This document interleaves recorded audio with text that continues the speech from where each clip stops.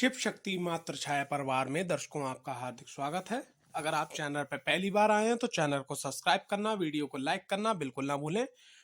और आज का जो विषय है बड़ा ही महत्वपूर्ण, बड़ा ही रोचक होने जा रहा है। वो है राहु का एक उपाय जो आपको करोड़पति बनाए। तो सबसे पहली चीज क्या है, हमें ये देखना है कि राहु आपकी कुंडली में कहाँ बैठे हैं। भाई, लगन में राहु बैठे हैं, दूसरे भाव में बैठे हैं, तृतीय भाव में बैठे हैं, चतुर्थ भाव में बैठे हैं, पंचम भाव में बैठे हैं, या आपके छठे भाव में बैठे हैं, सेवेंथ हाउस में बैठे हैं, आठवें भाव में बैठे हैं, नवें भाव में बैठे हैं, 10वें भाव में बैठे हैं, 11वें भाव में बैठे हैं, या 12वें भाव में बैठे हैं। तो पहले तो आप ये चीज क्लियर करिएगा कि आपकी कुंडली के अंदर राहुदेव महाराज कहाँ पर बैठे हुए हैं, नंबर 1। नंबर 2, ये क्लियर करिएगा कि जैसे वो लगन में बैठे हुए हैं या और कहीं भाव में बैठे हुए हैं, तो वो जिस भाव में बैठे हैं उस भाव का जो मालिक है, ठीक है, वो कहाँ पर बैठा हुआ है। ठीक, नंबर 2 दूसरी कंडीशन। तीसरी कंडीशन क्या है कि लगन में अगर राशि लिखी हुई है 6, 7, 2, 3, 11, 10, ठीक है, 6, 7, 2, 3, 11, 10, ठीक है।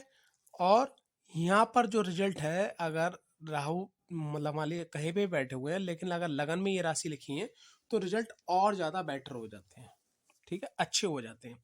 क्योंकि 6 नंबर बुध की राशि, 7 नंबर शुक्र की राशि, 2 नंबर शुक्र की राशि, 8 नंबर बुध की राशि यानी मिथुन राशि, 11 नंबर कुंभ, ठीक है, और 10 नंबर आपकी मकर राशि। तो ये जो है, क्योंकि राहु के जो मित्र हैं, ग्रह हैं, वो आपके बुध हो गए, शुक्र हो गए और आपके शनि हो गए। ये जो है यहाँ पर जो लगन होगा या इस राशि में राहुदेव बैठे होंगे तो अच्छा रिजल्ट देंगे।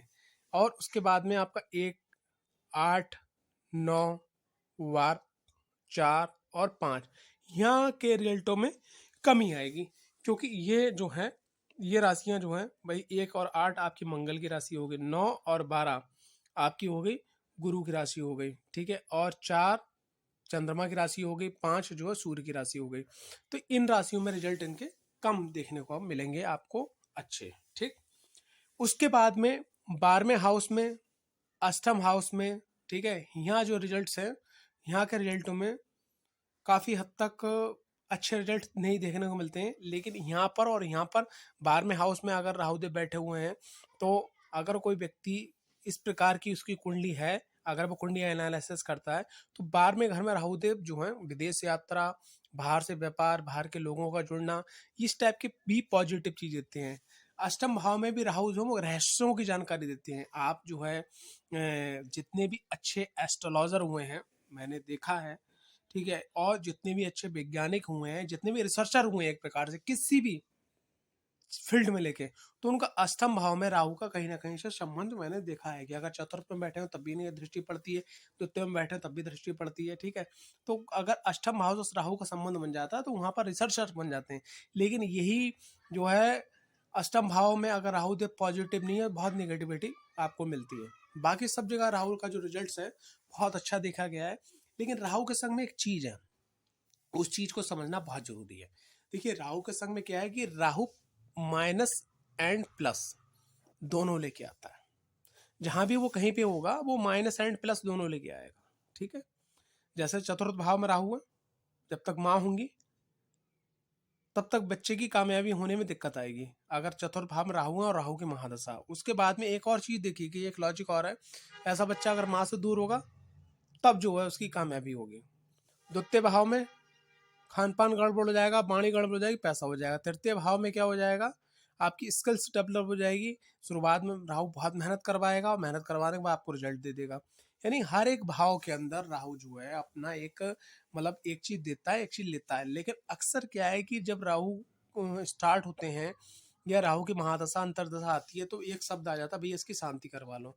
तो सबसे मेन चीज क्या है कि भैया, अभी मैं आपसे एक बात कहूँ कि अगर आपको कहीं जाना है अगर आपको लंबा कहीं जाना है तो लंबा टिकट लेना होगा ना, उसके लिए लंबा इन्वेस्टमेंट करना होगा, लंबा खर्च करना होगा आपको।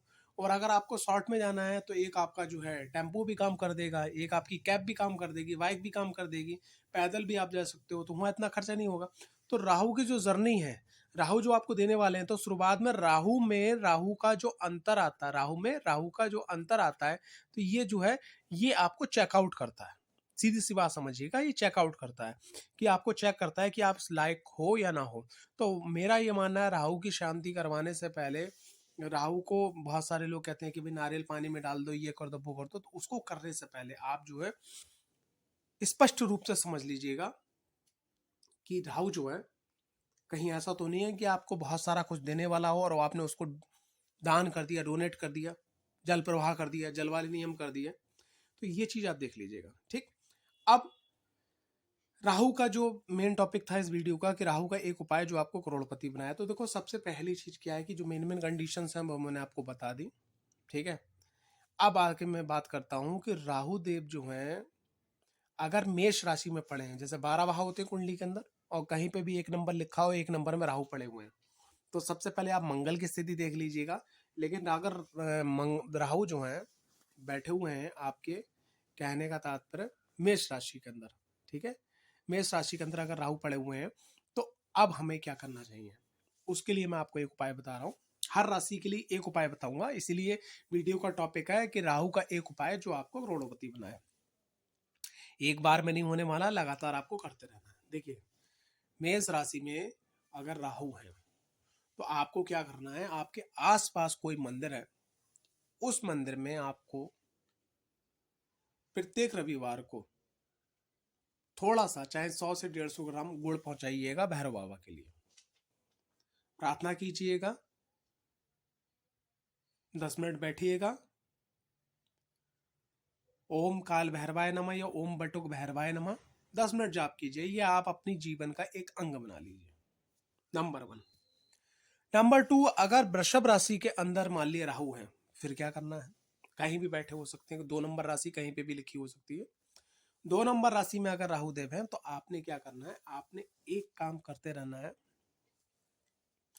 महीने में एक बार, पूरे महीने में एक बार किसी भी देवी मंदिर के अंदर आप जो है गुलाब का पौधा गमले सहित मंदिर में आप डोनेट कर दीजिए। अगर आप ऐसी जगह हैं, विदेश में रहते हैं, जहां इन चीजों की नहीं व्यवस्था हो पा रही है, तो आप क्या करिएगा कि गुलाब का इत्र, गुलाब का परफ्यूम या गुलाब जल जो भी अवेलेबल हो जाए, वो आप जो है किसी धर्म स्थान पे जरूर पहुंचाइएगा। पब्लिक में नहीं, देवताओं के लिए पहुंचाइएगा, महीने में एक बार। 3 नंबर, मिथुन राशि। मिथुन राशि वाले क्या करें, जिससे राहु की जो है पॉजिटिविटी उनको मिले, तो मिथुन राशि वाले एक बहुत छोटा सा उपाय करें। महीने में प्रत्येक अमावस्या पर आप अपनी इनकम का कुछ परसेंटेज निकालिएगा और गौ सेवा में वो डोनेट कीजिएगा। अगर संस्था एक नंबर है, पैसा का वहां पर गलत उपयोग नहीं होता है। और अगर आप खुद सक्षम हैं तो आप खुद जाइएगा।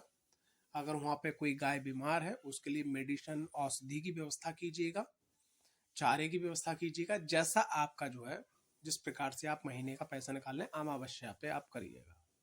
ठीक, कर्क राशि यानी 4 नंबर में अगर राहु देव हैं तो क्या करना चाहिए, तो 4 नंबर में अगर राहु देव हैं तो आपने क्या करना है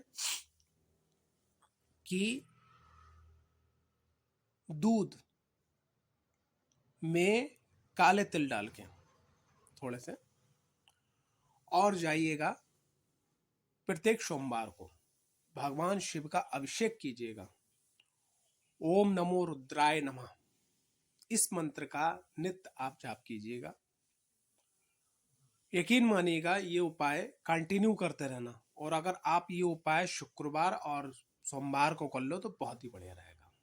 ठीक है, अब बात करते हैं, अगर 5 नंबर साइन में राहुदेव बैठे हुए हैं, यानी कि सिंह राशि में, तो हमें क्या करना चाहिए, तो आपको प्रत्येक रविवार को ओम श्रीम सूर्य नारायणाय नमो नमः, ओम श्रीम सूर्य नारायणाय नमो नमः इस मंत्र का ईमानदारी के साथ में कम से कम 20 से 25 मिनट आपको जाप करना चाहिए। अगर ये जाप आप जो है लाल चंदन की माला पे करते हैं तो बहुत सर्वोत्तम होगा, अन्यथा आप रुद्राक्ष की माला पे भी कर सकते हैं। बाकायदा आसन लगाइएगा, दीप प्रज्वलित कीजिएगा और सुगंधित धूप लगाइएगा। चंदन की धूप ज़्यादा बढ़िया रहेगा और विधिवत तरीके से आप संडे को ये करिएगा। लेकिन यहाँ पर एक बात ध्यान रखिएगा, संडे को कोशिश ये करिएगा कि आप सरसों के तेल का खाना ना खाएं, बाहर के फास्ट फूड ना खाएं। और अगर आप सक्षम हैं, आपका बीपी में कोई प्रॉब्लम नहीं है, तो उस दिन अगर आप नमक छोड़ देते हैं तो ये आपके लिए बहुत बेटर रहेगा। 6 नंबर साइन में अगर राहुदेव हैं तो हमें क्या करना चाहिए? 6 नंबर साइन में यानी राहुदेव यानी कन्या राशि में, तो कन्या राशि में राहुदेव हैं तो आपको बस एक चीज का नियम मान लेना है। प्रत्येक शुक्रवार बुधवार आपको माँ भगवती, जो भी आपके आसपास जो भी देवी माता का मंदिर हो जिसमें आपकी श्रद्धा हो, वहां आपको जाना है। और ये मैं आपसे कहना चाहूँगा पर्सनली, नहा धो के बढ़िया करके, और नहाने के पानी में थोड़ा सा आप गंगा जल और गुलाब जल डाल लीजिएगा तो और सर्वोत्तम हो जाएगा। फिर आप जाइएगा, स्नान कीजिएगा, स्नान करने के बाद में और फिर नंगे पैर अगर आप जाते हैं और माँ भगवती का जो भी आपको सर्वोत्तम मंत्र लगता हो मन में गुनगुनाते हुए नंगे पैर अगर आप माँ भगवती के मंदिर जाते हैं बुधवार और शुक्रवार को, वहाँ चौमुखी दीपक 2 जलाते हैं हर बार, एक घी का, एक एक जो है सरसों के तेल का, और माँ भगवती के वहाँ मंदिर में बैठ के पुष्पों की माला उनको चढ़ा के और जो भी देवी आपको पसंद हो उनकी चालीसा का अगर आप पाठ करते हैं, यकीन मानिएगा कि अगर आप ये नियम करते हैं और कन्या राशि में राहु हैं 6 नंबर साइन में, तो आपको कोई दुनिया की ताकत नहीं है कि जो आपको आगे बढ़ने से रोक दे। ठीक है, तो इस बात का आप ध्यान रखिएगा। ठीक, बात करते हैं 7 नंबर साइन में अगर राहु देव हैं तो क्या करना चाहिए। देखिए 7 नंबर साइन में अगर राहु देव हैं तो आपको सर्वप्रथम माँ, बेटी, पत्नी, बुआ, मौसी, भतीजी, ठीक है, भाभी, इन सब रिश्तों का, आप पुरुष हैं तो, और अगर स्त्री हैं तो पत्नी का रिश्ता नहीं बन सकता, बाकी सब रिश्ते बन जाएंगे। इन सब रिश्तों को आपको संभाल कर रखना, संजो कर रखना है। और प्रत्येक शुक्रवार को माँ भगवती महालक्ष्मी के मंदिर जाके सफेद जो छेने वाली मिठाई होती है, रसगुल्ले बोलते हैं इसको, ठीक है, वो वाले, और उसमें जो है थोड़ा सा इलायची का पाउडर अगर आप डाल दें थोड़ा सा कूट के, जिससे उसमें सुगंध आने लगे, अच्छे ब्रांडेड, चाहे भले ही आप एक लेके जाएं, और माँ भगवती को कहे कि मैं आपकी बेटी, मैं आपका बेटा, माँ आपको ये भोग लगाने के लिए लाया हूँ, इसको माँ आप स्वीकार कीजिएगा। मेरी आपसे प्रार्थना, जो एक मनोभाव आपके मन से आना चाहिए, आत्मा से आना चाहिए कि माँ बैठी हैं, बेटा भोग दे रहा है, माँ मंद मंद मुस्कुराते हुए महालक्ष्मी माता, और उसको उठा के खा रही हैं, आशीर्वाद दे रही हैं। अगर आपके मन में ये भाव आ गया और नित्य आपने प्रत्येक शुक्रवार को ये काम करना शुरू कर दिया, और इस काम में भी एक नियम है कि आप अपने घर से जाएं और अगर आप नंगे पैर जाते हैं और माँ भगवती को, महालक्ष्मी को भोग लगाते हैं और महालक्ष्मी के मंदिर में महालक्ष्मी का बीज मंत्र बोलते हुए आप वहाँ थोड़ा सफाई, थोड़ा कुछ सेवा देते हैं, यकीन मानिएगा यही राहुदेव आपको वो रास्ता बना देंगे जिससे आप धीरे धीरे ऊंचाइयों पे बढ़ते चले जाएंगे। और अर्श से मतलब फर्श से अर्श तक, यानी कि जमीन से आसमान तक पहुंचाने तक का सफर तय करवा देंगे। वृश्चिक राशि में राहु हूं तो क्या करना चाहिए। अगर वृश्चिक राशि में राहु है तो सबसे पहली चीज क्या है, आपको ऐसे लफड़ों से दूर रहना चाहिए जहां पर लड़ाई है, झगड़ा है, कोर्ट है, कचहरी है, वहां से आपको दूर रहना चाहिए। अगर कोई लड़ने के लिए भी आए तो हाथ जोड़ के, मतलब आपको हर प्रकार की नेगेटिविटी से दूर रहना है, नंबर 1। नंबर 2, आपने क्या करना है कि वृश्चिक राशि में अगर राहु है तो प्रत्येक मंगलवार को आपको माँ दुर्गा के मंदिर में जाना है, और ऐसे मंदिर में जाना है कि जहां पर माँ दुर्गा के संग में भैरव जी की भी उपासना होती हो। वैसे देवी मंदिर में हर जगह भैरव जी की उपासना होती है, लेकिन अगर मुख्य रूप से भी देवी के संग में अगर भैरव जी की उपासना हो रही है तो उस मंदिर में जाना है आपको। और जाने के बाद में आपको जो है बाबा को पंचमेवा, और खास करके उसमें जैसे पंचमेवा की जितनी जो 4 मेवा हैं वो इक्वल होना चाहिए, लेकिन जो 5वीं मेवा है वो 5वीं मेवा होगी छुआरा। छुआरे की संख्या उन सबसे ज्यादा होना चाहिए, भोग लगाना चाहिए वहां पर मंदिर में। जो छोटे छोटे बच्चे हैं उनको आपको मेवा बांटना चाहिए, और भैरव जी के सामने जो है 2 दीपक जलाना चाहिए, चौमुखी, एक सरसों के तेल का और एक घी का, देसी घी का। और वहां पर बटुक भैरव या काल भैरव जी की चालीसा का पाठ करना चाहिए। अगर आप ये नियम अपनाते हैं तो यही राहुदेव आपको जो है ऊंचाइयों तक पहुंचाएंगे। बात करते हैं धनु राशि में अगर राहुदेव हैं तो हमें क्या करना चाहिए।